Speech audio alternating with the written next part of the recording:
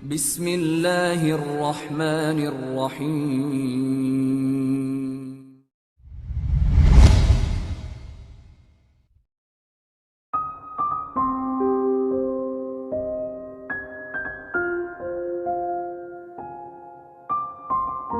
Narullahil muqadah, apinya Allah yang muqadah. Kata para ulama tafsir, muqadah maknanya adalah mushtailah, yang berkobar-kobar. Teman-teman sekalian, renungi makna ini.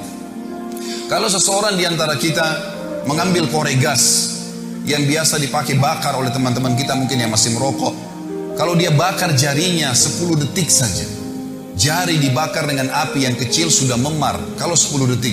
Kalau 1 menit teman-teman sekalian sudah cukup untuk membuat matang tangan itu dan perlu operasi untuk diperbaikin. Bagaimana dengan api yang berkobar-kobar? Banyak orang tidak merenungi masalah ini, tidak memikirkan.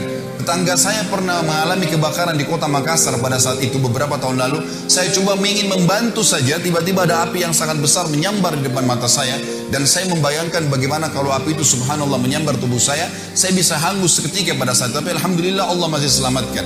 Tapi saya jadikan sebagai pelajaran, api yang berkobar teman-teman sekalian luar biasa. Kalau membakar maka akan menghanguskan tubuh seseorang.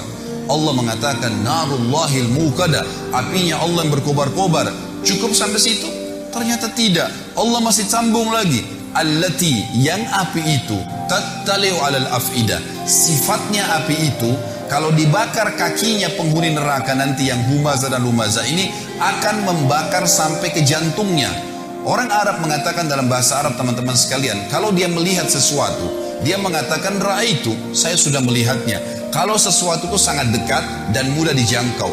Tetapi kalau orang Arab ingin melihat sebuah benda, misal di pinggir lautan, ada benda yang sangat jauh di seberang pulau sana, atau dia di atas gunung, dia ingin melihat sesuatu yang jauh, dan itu jarang dilihat oleh orang lain. Kemudian berhasil matanya melihat, maka dia akan menggunakan kalimat ittala'tu. Saya berhasil melihatnya, target yang sudah susah dilihat oleh orang lain. Makanya dalam baca buku pun dikatakan ittala'tu. Saya berhasil melihat sesuatu informasi yang saya butuhkan. Allah menggunakan kosakata ini.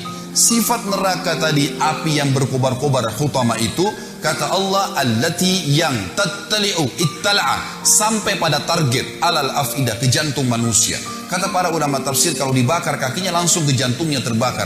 Padahal kalau rasional kita datangkan manusia dan dibakar teman-teman sekalian, yang terakhir terbakar jantungnya karena diselimuti oleh kulit, otot, tulang dan seterusnya. Cukup sampai situ? Tidak lagi. Allah masih sebutkan agar orang betul-betul meninggalkan perbuatan buruk ini. Setelah dikatakan allati tattali'u 'alal afidah, innaha, sesungguhnya api itu alaihim muqsadah, terhadap mereka melengket atau melekat. Muqsadah bahasa lainnya adalah multasiqah, melekat. Kalau ada api teman-teman sekalian, kita dilemparkan, disemprotkan api, lalu api itu tertarik kembali, kita rasakan panasnya tapi cuma sebentar. Tetapi kalau tubuh kita diberikan bensin, lalu disemprotkan api sehingga api itu melekat di tubuh kita, maka akan terus terasa panasnya.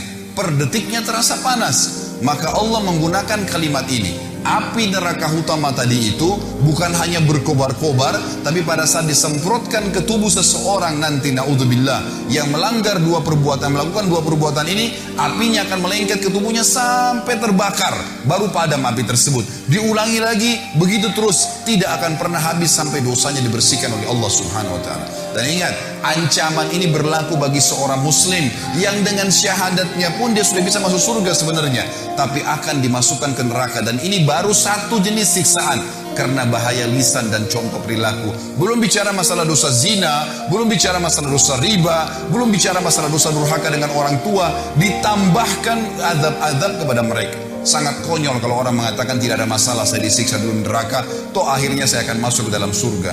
Ini perkataan syaitan yang akan menyesatkan setiap mukmin yang akhirnya menganggap remeh dosa. Subhanallah, Allah mengatakan sesungguhnya api itu sampai ke dalam jantung manusia dan api itu melengket pada mereka. Inna alaihim muqsadah.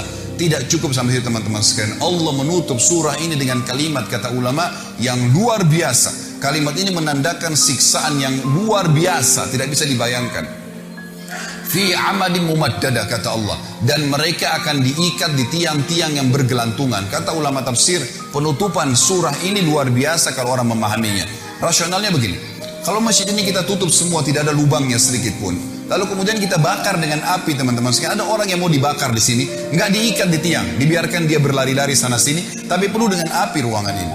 Pasti dia akan mati terbakar, tapi ada jeda. Pada saat dia lari ke sana, dia lari ke sini, ada jeda, dia tidak rasakan panasnya api. Kalau ada orang kita ikat di tiang masjid ini, lalu kita bakar, ditutup semuanya, dia nggak bisa lari karena terikat, juga masih ada jeda di mana dia bisa menginjak-injakkan kakinya ke lantai sehingga api dari bawah kakinya padam. Memang dia terbakar, tapi masih ada jeda di mana dia tidak rasakan panas. Tetapi teman-teman sekalian, renungi makna ayat ini, namanya tadabbur, mengambil hikmah dan hukum yang Allah inginkan. Kalau kita tancapkan tiang di atas atap masjid ini, ditancapkan tiang seperti misalnya tiang lampu yang besar, lalu kita ikat seseorang di situ, kemudian dibakar ruangan ini, dia bergerak kiri kanan pun tetap akan merasakan panasnya api siksaan tersebut per detiknya. Dan ini kata ulama adalah makna yang luar biasa, mengandalkan sudah cukup seorang muslim meninggalkan dosa ini, saudara. Surah ini teman-teman sekalian mengajarkan kepada kita tentang bahayanya menyalahgunakan lisan. Dan dari sisi lain, lisan dalam agama kalau dipergunakan dengan kebaikan, maka akan baik.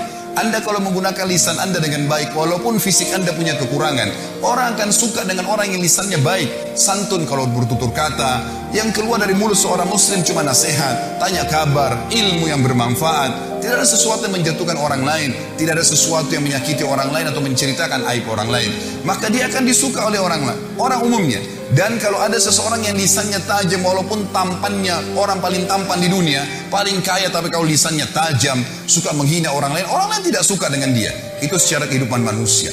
Juga di sisi Tuhan kita Allah subhanahu wa ta'ala, Allah sangat murka dengan orang yang menyalahgunakan lisannya. Sampai kata Nabi SAW dalam hadis Bukhari, laisal mu'nu bitta'ani walal la'an. Bukan sifat orang mukmin yang suka la'an dan ta'an. Ini dua-duanya bahaya lisan. Suka melaknat, menyal-nyalkan orang, kamu sial, kamu gini, kamu buruk, selalu dihina, dikata-kata yang tidak baik, menjadikan. Dan juga ta'an, suka menghina-hina orang lain. Dua-duanya ini adalah sifat bukan orang mukmin, bukan orang mukmin. Jadi dijelaskan oleh Nabi SAW. Surah ini teman-teman sekalian mengajarkan kepada kita tentang harusnya seorang muslim menjaga lisannya.